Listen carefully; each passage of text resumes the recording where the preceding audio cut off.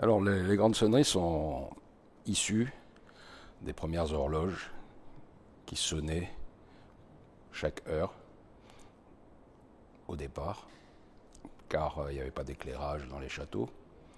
Et puis, petit à petit, on a créé des pendules au 18e qui sonnaient les heures, les quarts d'heure.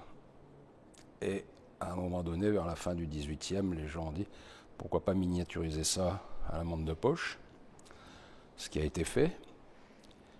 Et puis, ensuite, à la montre bracelet, le précurseur était Philippe Dufour, qui a fait la première montre bracelet grande sonnerie en 1991, si je me souviens bien. Et je trouvais que c'était vraiment exceptionnel. Il avait repris le calibre de la vallée de Joux, qui était double barillé, etc. Moi, par contre, je me suis dit, je vais essayer de changer un peu ça, de mettre qu'un seul barillet, de mettre des râteaux qui faisaient la taille des râteaux d'une montre de poche pour sécuriser les systèmes mécaniques et aussi pour que ce soit un peu plus simple pour les horlogers pour la mise en route. Donc on a posé à peu près 10 brevets et la grande sonnerie, en réalité, qu'est-ce que c'est? D'abord, déjà, expliquer ce qu'est une grande sonnerie, c'est que c'est un système autonome qui donne l'heure et qui sonne durant plus de 24 heures, les heures et les quarts d'heure, chaque heure et chaque quart d'heure. Donc chaque quart d'heure, ça répète l'heure et le quart d'heure. Alors ça sonne 96 fois par jour, c'est 4 fois 24. Et c'est à peu près 912 coups de marteau. 912 tonalités sur un seul remontage. En premier, c'était des demandes de clients qui m'ont dit quand est-ce que tu fais une grande sonnerie pour nous, on a des clients pour ça. Et j'ai dit moi je ne me lance pas dans cette aventure tant que je n'ai pas trouvé le moyen de faire une grande sonnerie qui soit fiable. Et fiable car toutes les grandes complications, au plus on met de pièces, au plus il y a de complications, au moins elles sont fiables. Et donc j'ai fait un cahier des charges. Et ce cahier des charges, c'était qu'un enfant de 8 ans pouvait l'utiliser.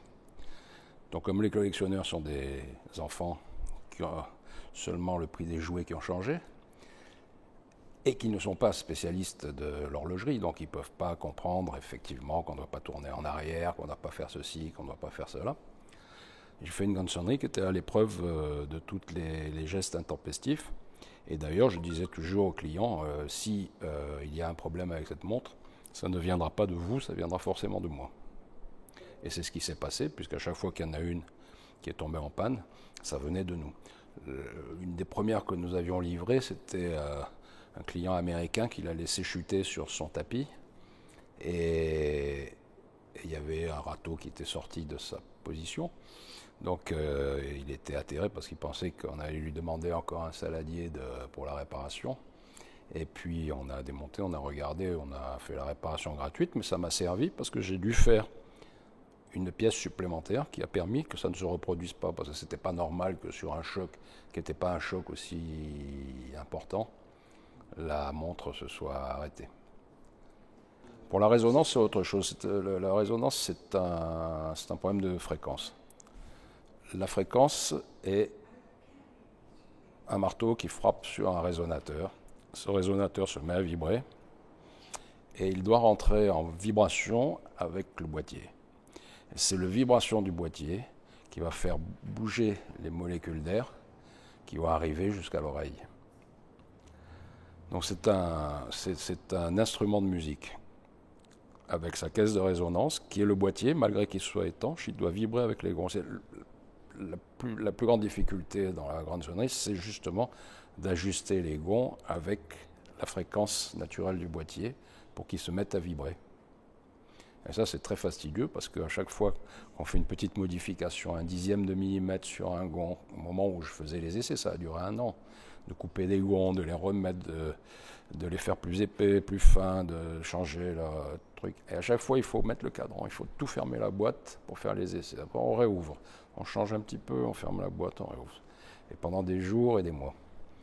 Mais à un moment donné, ça sonne. Quand ça sonne, on connaît la géométrie, on connaît à peu près le boîtier tel qu'il est fait. Après, on recopie. Et parfois, il y a des petites nuances, mais on ajuste.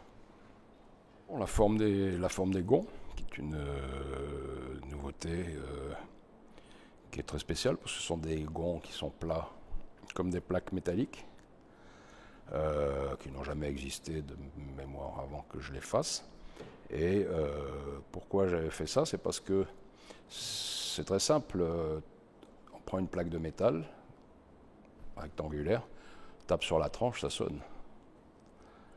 Donc je ne vois pas pourquoi les gonds sont toujours cylindriques.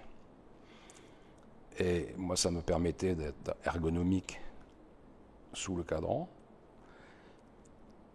et de gagner du volume, puisque je n'avais pas de gonds autour du mouvement et que cet espace était pris par la mécanique. Donc ça me donnait la possibilité d'être beaucoup plus à l'aise. C'est tout un concept de montre. C'est pas simplement faire une grande sonnerie, elle est conceptualisée complètement pour être facile, robuste, qui sonne de manière puissante et qui ne soit pas fragile.